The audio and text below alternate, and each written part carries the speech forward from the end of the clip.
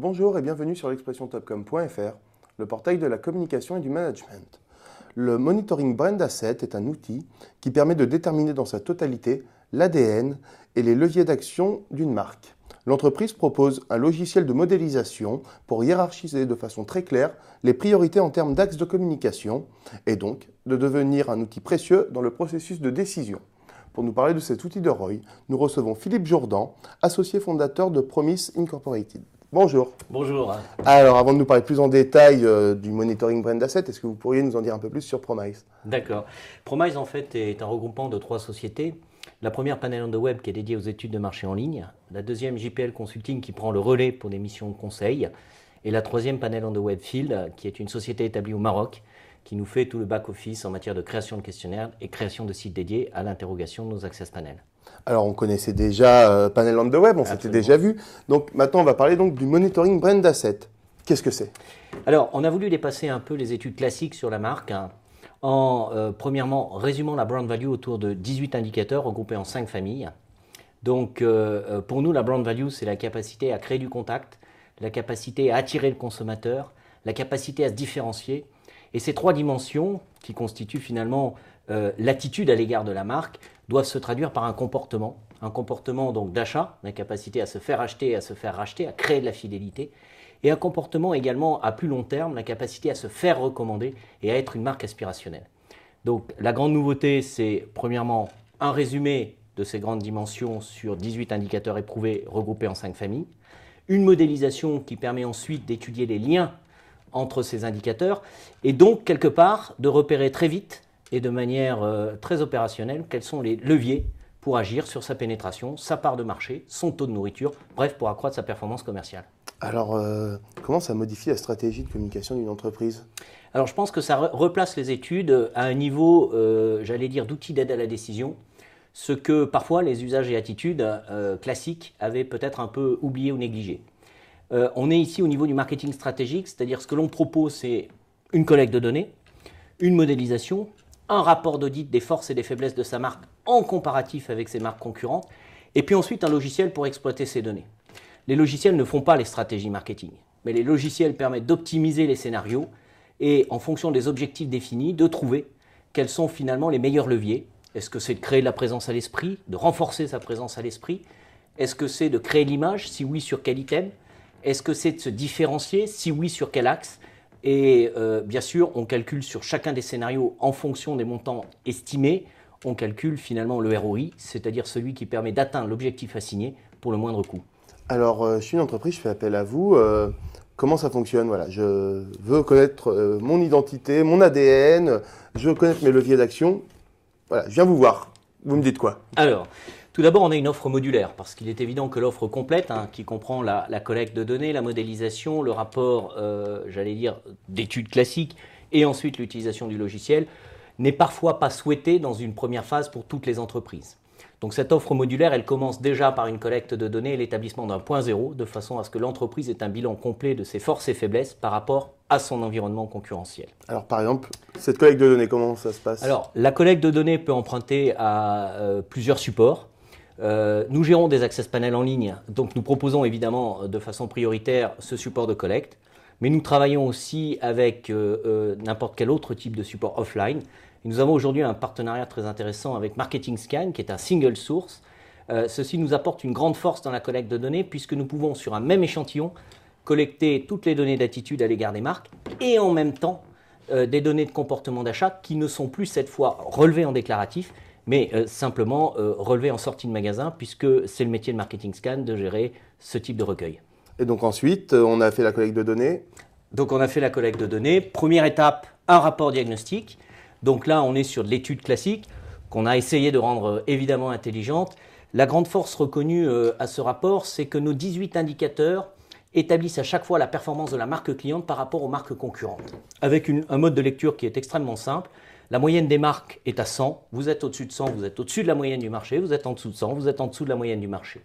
Cette lecture, assortie évidemment des commentaires, permet à une même marque de situer sa performance par rapport à ses concurrents, par rapport à différents segments où la même marque peut être présente, par rapport à différents pays si l'étude est multi-pays, voir si plusieurs vagues mesurent l'évolution d'une année sur l'autre ou tous les 2 ou 3 ans, de mesurer l'accroissement de sa performance dans le temps. Donc ça, c'est vraiment la base, c'est le cœur de tout. Ensuite, on va modéliser ces relations entre indicateurs. Et là, je dirais, on a un niveau d'information supplémentaire, c'est-à-dire qu'on va comprendre de manière très simple sur quel levier agir. Et là où la marque, alors des diagnostics extrêmement simples de type, attention, ne faites pas trop tôt de l'image si vous n'avez pas créé un niveau de présence à l'esprit suffisant. Attention, si vous faites de l'image, il vaut mieux par exemple travailler en force et en aspérité, c'est-à-dire des investissements concentrés sur 1 ou 2 items clés sur lesquels vous pouvez creuser l'écart, plutôt que par exemple une dilution trop importante, compte tenu encore une fois de l'environnement concurrentiel dans lequel vous vous situez. Voilà des décisions qui sont de type un peu Wargames. D'ailleurs, c'est la 3e étape. On propose donc via ce logiciel d'animer des masterclass ou des sessions de type Wargames, où on va pouvoir essayer progressivement avec le client de rentrer dans une logique de construction et d'optimisation de ses propres plans d'action marketing, en mesurant également que se passe-t-il si la concurrence réagit. Donc, est-ce que mon plan d'action est performant selon 2 dimensions? La première, atteint-il l'objectif assigné à ma marque pour le meilleur coût? Et la deuxième, quels sont les risques que la concurrence puisse éventuellement contrecarrer mes propres efforts? Voilà l'approche globale et complète. Alors, c'est quoi le type de données que vous avez, que vous fournissez aux entreprises? Alors, c'est des données, la collecte de données se fait auprès d'échantillons d'assez grande taille, qui sont interrogés de manière assez classique sur leur notoriété, donc tout ce qui est construction de présence à l'esprit, leur attribution d'items d'image de marque à un set de marques connues, leur perception de la différenciation et de l'évaluation globale de chacune de ces marques, ensuite leurs habitudes d'achat en termes de pénétration, en termes de taux de nourriture, en termes de part de marché volume. Les habitudes d'achat sont également étudiées sur la capacité d'une marque à être achetée ou non en concurrence avec d'autres marques, donc on est sur plusieurs cycles de relevé d'achat. Et puis enfin, on ouvre un peu plus largement le débat, notamment parce qu'on est très implanté dans le secteur du luxe et des cosmétiques, où le taux de recommandation et l'indice aspirationnel, la capacité d'une marque à me faire rêver, même si aujourd'hui je n'ai pas les moyens de me l'acheter, sont des dimensions extrêmement importantes de la brand value. Alors, est-ce que vous pouvez nous faire un petit retour d'expérience d'une marque qui a fait appel à vous? Est-ce que ça lui a apporté?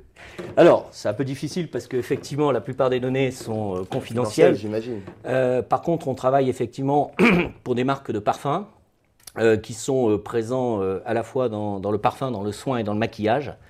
Donc les principaux retours, en particulier sur les marchés émergents, sont de décider premièrement des priorités en termes d'investissement, sur quel segment pousser ma marque, des effets éventuellement de contamination ou de halo, c'est-à-dire en quoi par exemple l'accroissement de mon image dans le segment du parfum va profiter au développement de mon business sur le soin ou le maquillage. Et puis, j'allais dire, pour de plus petites marques, aujourd'hui, en particulier aux États-Unis, des approches beaucoup plus pointues qui sont de définir des stratégies challenger. Quand je suis loin du leader, que j'ai moins de moyens, moins de ressources, finalement, quelle est la stratégie spécifique qui va me permettre sur des marchés extrêmement concurrentiels, où les marques sont nombreuses, où les offres produits sont également extrêmement nombreuses, quelle est la stratégie qui va me permettre de gagner en typicalité, en présence à l'esprit et de m'imposer sur une niche qui n'est pas encore occupée.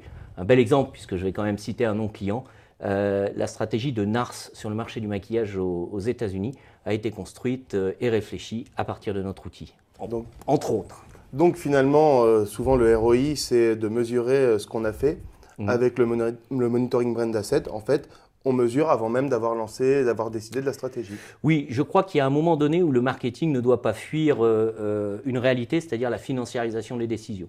Je crois qu'elle est d'actualité dans la plupart des organisations. En tout cas, les groupes pour lesquels on travaille ont une culture financière de la décision. Et donc, plutôt que d'éviter ce débat, où le marketing est souvent perçu comme un budget à dépenser, nous, ce que l'on dit, c'est le marketing doit aussi travailler avec des règles. Ces règles sont les suivantes. Je mesure les attentes. Je mesure les positions forces et faiblesses de ma marque par rapport à ces attentes. Je me compare à mes concurrents et je définis la stratégie qui, pour un montant donné, permet d'atteindre le plus sûrement les objectifs assignés. Alors, ça suppose que le client ait une vraie culture aussi, j'allais dire, de la façon dont se conçoit un processus d'optimisation marketing. La définition des objectifs. Est-ce que j'ai un objectif de pénétration, de fidélisation? Est-ce que j'ai un objectif qui peut être à plus long terme, passer peut-être par une phase de recommandation, une phase où ma marque va être aspirationnelle avant de développer réellement une base client via une pénétration accrue?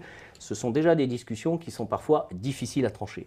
Une fois que ces objectifs sont assignés, le jeu est assez simple. Mais encore faut-il accepter de jouer selon des règles où toutes les stratégies ne sont pas nécessairement gagnantes.